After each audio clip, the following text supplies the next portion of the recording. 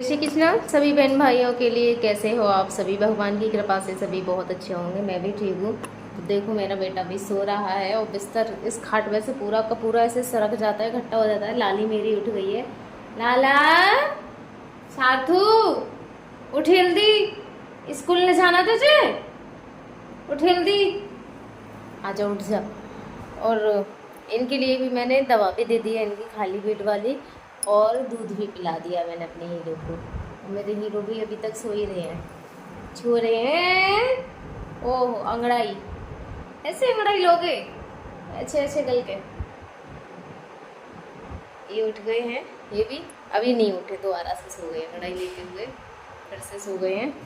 तो अभी कोई भी उठा दिया, ना लाला उठा ना लाला के पापा उठे हैं, बस लाला की बहन उठ गई है। और देखो सीधे ड्रेस पे पहने सीधे ड्रेस पहनती है ये लड़की। भाई मैं बड़ी परेशान हूँ, उठते ही सीधे ड्रेस पे जाती है ये, ना मुँह धोना ना कुछ भी करना, सीधे ड्रेस पे जाना। और इधर मैंने उबाल लिए हैं इनके लिए आलू।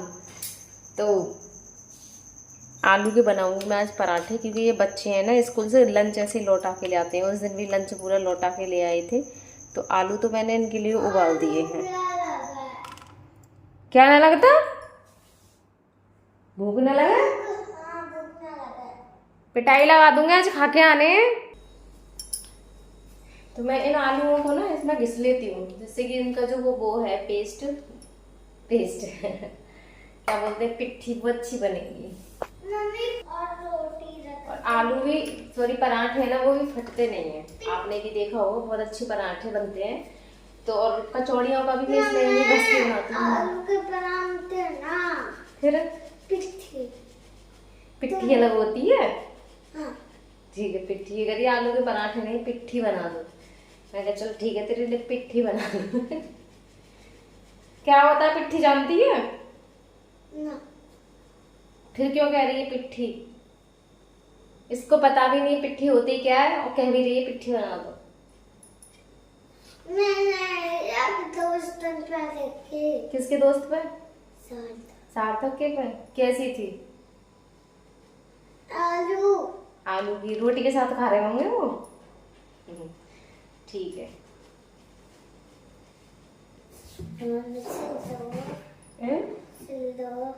सिल लेंगे, बस ऐसे कर दूँ, मेरे हाथ हो रहे हैं ना। तो इसमें मैंने बस बच्चों के लिए थोड़ा सा नमक और मिर्ची डाली है, थोड़ी सी, क्योंकि ये कुछ भी खाते नहीं है, सिंपल है। हाँ पता है तो मैं भी तो गया ना। किसमें?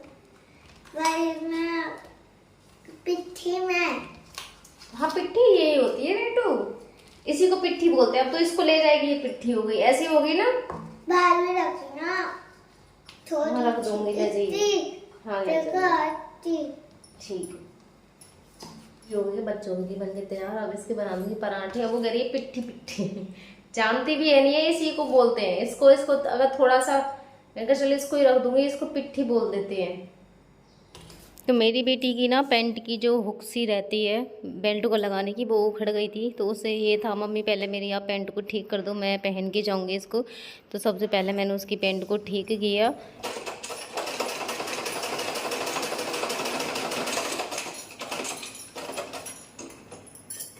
तो पैंट उसकी ठीक हो गई है, और अब बनाऊंगी मैं उनके लिए खाना। तो मैंने अभी आटा नहीं लगाया है, तो सबसे पहले मैं आटे को छान लूँगी, और जब करूँगी तैयारी। तो वही है, पहले बच्चों की मुझे सुननी पड़ती है। बीच में से काम छोड़ के मैं उसकी पैंट को ठीक करने के लिए गई थी।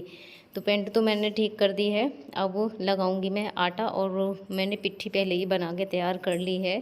तो ये मैं आटा लगा रही हूँ।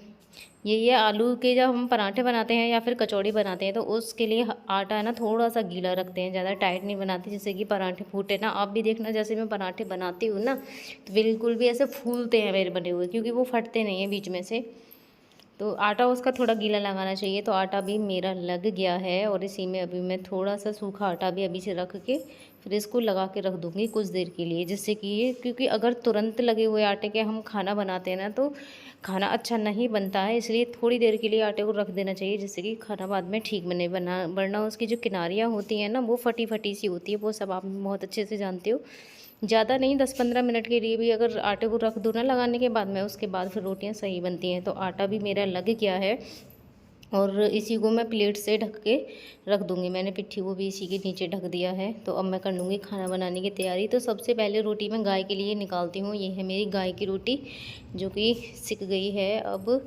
और उसके बाद फिर मैं बाकी का खाना बनाती हूँ। और जो सबसे लास्ट वाला खाना रोटी रहती है ना, वो मैं कुत्ते के लिए निकालती हूँ। यही रहता है मेरा, पहली गाय की और लास्ट वाली कुत्ते की। तो अब मैं तो अपने लिए बाद में बनाऊंगी, पहले बच्चों की ही लंच की मैं तैयारी कर रही हूँ। तो बच्चों के भी पराठे बस बनने ही वाले हैं। मेरे बच्चों को आलू के पराठे तो बहुत पसंद है, उन्हें खिला दो तो वो खा लेते हैं। वरना उनका ऐसा होता है कि जो लंच है ना वापस आ जाता है कभी कभी। फिर मुझे बहुत गुस्सा आता है, ऐसे लगता है बच्चे भूखे रह गए। क्योंकि 2 बजे स्कूल से आते हैं और 2 बजे तक कुछ ना खाएं। वैसे तो मैं ना बिस्किट वगैरह खिला के भेजती हूँ, लेकिन फिर भी 2 बजे टाइम बहुत ज़्यादा होता है। 2 बजे तक बिस्किटों में रहना बच्चों का, तो खुद में ऐसे लगता है कि बच्चे बताओ अब तक भूखे ही रह गए, लंच को वापस ले आए।